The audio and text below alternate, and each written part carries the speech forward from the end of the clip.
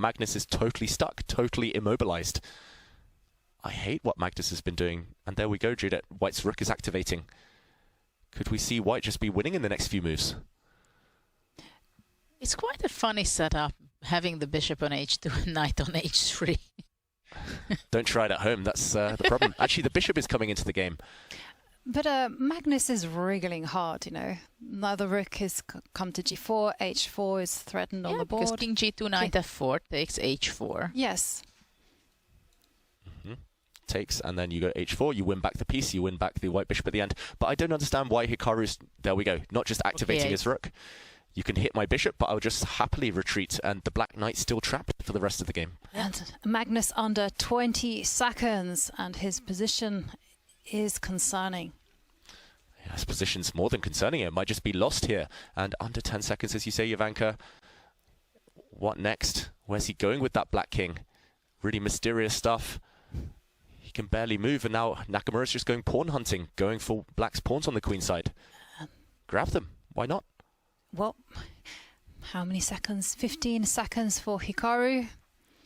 And he's taken some time out just to see whether he can grab the pawn. And He wants to go king g4. But now what? Knight f2, king h3. He has his magic ideas. This is the definition of magic, Judith. Look at what he's done. The black king has crept into the position. He's going for the win, Magnus, if he can get his king into the f3 square. Hikaru has to pull the brakes, and he has to do it now. He's a piece up, Hikaru, but White's bishop is so trapped. And the clock is ticking down, and the king has come to f3. Wow.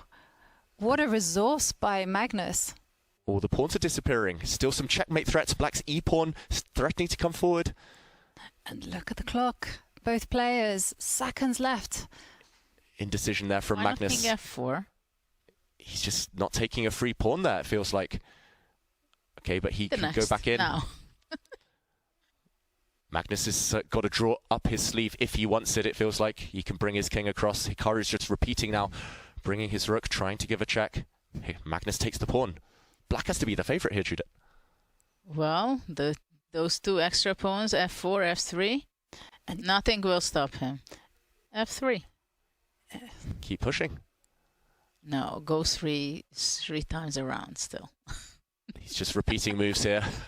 Gaining time on the clock. The players do have a 2-second increment, but he's stuck. How can he break through here, Magnus Carlsen? King f3 and it's gone. Ooh, he's E2, curled up into a ball. E2 and rook b1. Judah, I think you spotted a direct win there. He's still going to find it though, Magnus Carlsen. He's got 3 pawns now, the b pawn running. Hikaru is about to resign. 3 pawns is too much. Very relaxed, Magnus, just sitting there. What kind of h3 knight he had? I mean, oh my God, what a game.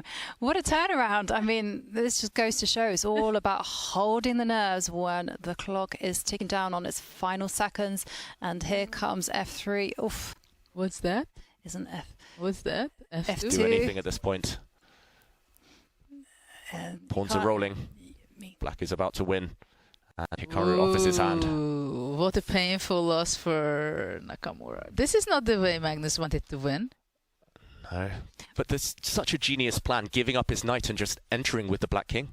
Just so resourceful to see that idea, that plan from moves ahead with no time on his clock. Magnus deserving it in the end. But yeah, earlier play, questionable to say the least. Well, it was basically after the opening, it was like full, huge advantage, right? And there you can see the big smile on Magnus's face because he knows he got away with it. But I have to say, I mean, it was incredibly well fought by Magnus. I mean, he had at some point quite a terrible position, but